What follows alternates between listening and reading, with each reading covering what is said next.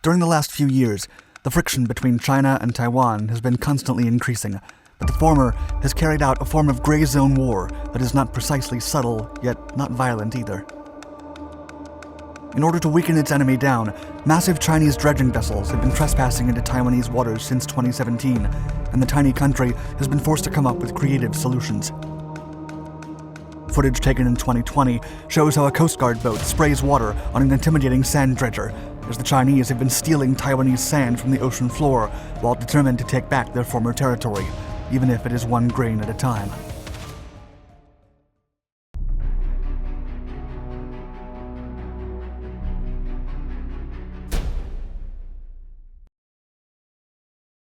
Irreconcilable differences. A collection of islands called Matsu lie 20 kilometers away from the Chinese coast. The islands hold a population of 13,000 inhabitants, and they are no strangers to war. For over half a century, the People's Republic of China and the Republic of China, or Taiwan, have been at war, but tensions had not been as high as they currently are. In the aftermath of the Chinese Civil War, the islands of Matsu were on the front lines of the dispute because of their proximity to the Asian giant.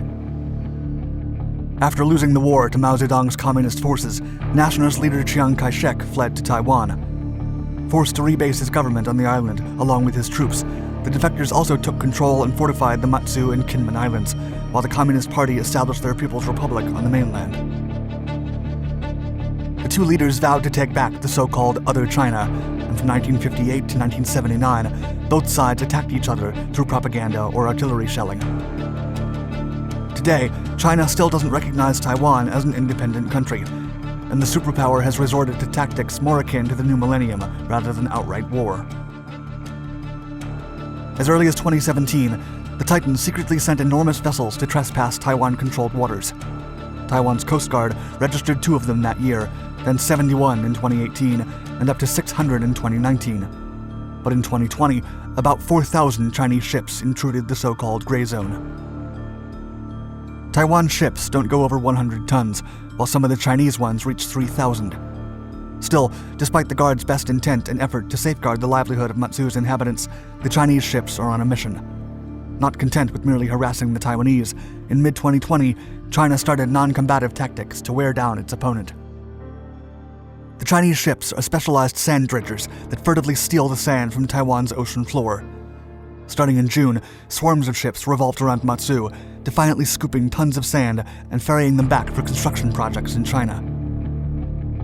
Such irregular operations aim to exhaust a foe without open violence, but the Taiwanese have already responded. Available footage shows that the Coast Guard answered the Chinese intrusion by spraying a dredger with a water cannon. After the video was shot in late 2020, frictions have only risen, both regionally and internationally. Not for nothing, a statue of Chiang, located at the entrance of the main island of Nangan, reads, quote, "We sleep with our weapons by our pillows." Destruction. Water cannons aside, Taiwan is currently in the process of reinforcing its Coast Guard. President Tsai Ing-wen has already commissioned the first so-called aircraft carrier killer, and the Coast Guard's new class of vessels will serve as missile boats for the Navy. The president also stated in December of 2020 that over 100 new boats will be built throughout the next decade as part of his country's no-mercy approach against Chinese dredging. Constant patrolling will still be crucial, and large patrol boats were sent to reinforce Matsu's Coast Guard in 24-hour shifts. In 2020, Taiwan impounded 4 Chinese ships and detained 37 crew members, of which 10 were sentenced to at least 6 months in prison. However, in their effort to repel the Chinese lashing, the civilian-run Coast Guard administration is being worn down, and the island's residents constantly suffer the consequences of the forays. These include the disruption of the local economy, the destruction of marine life in the surroundings, the intimidation of residents and tourists alike, and the wrecking of undersea communication cables. As the situation escalated in the frontier, the dredgers damaged important communications cables between the Nangan and Zhejiang Islands at least 5 times in 2020. Backed by the state, Chunghwa Telecom spent about $2 million fixing the infrastructure. Moreover, it had to hire a local boat to conduct daily patrols and ensure the safety of the cables. Mobile phone and internet services were also hampered, much to the outrage of the islanders. In fact, the people of Matsu dread a Chinese invasion. Chen Kuo-chiang, the owner of a restaurant in Nangan, spoke for his people when he said, quote, "We don't want to be ruled by mainland China. We have freedom, which is limited over there."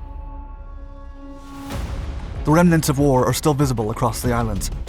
On Nangan Island, one can find anti-communist slogans on the cliffs or even air raid tunnels. However, Matsu has become a popular tourist destination, with its picturesque appearance and old stone houses refurbished into stylish guest houses. David versus Goliath. Matsu's local Coast Guard has sporadically required backup from mainland Taiwan, especially given the steep increase of dredger sightings. During the first 4 months of 2021 alone, the Taiwanese expelled 94 ships from their waters.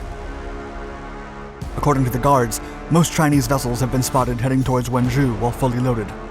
Reportedly, the city has an ongoing land reclamation project, and the massive plot has been publicized by the local government. The so-called Au-Fei project has reclaimed a 66 square kilometer area, twice the extension of the Matsu Islands, for a new economic zone. Wenzhou's government described the enterprise as a, quote, major strategic development for the future. However, the local authorities have not made any further statements. In the meantime, Taiwan faces a difficult decision.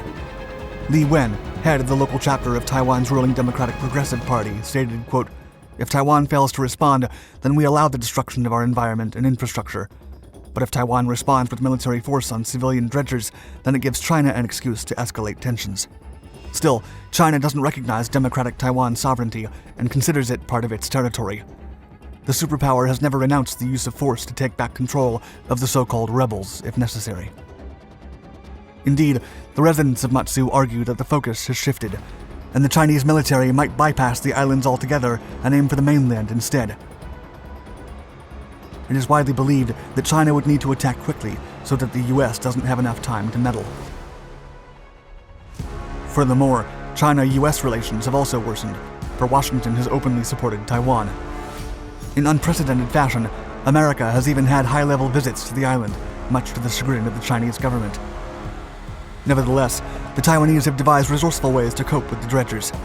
As civilian Lin Meihao put it, quote, "We do have some experiences to share, in particular how to face pressure from China in the form of civilian boats instead of military ones. We have such a diverse toolbox, since no single method is sufficient when you're coping with all these 2,000-ton beasts that are intruding into our waters. It's a David versus Goliath situation." Only time will tell how the complex situation evolves and whether China will continue pressuring Taiwan with such an unconventional approach.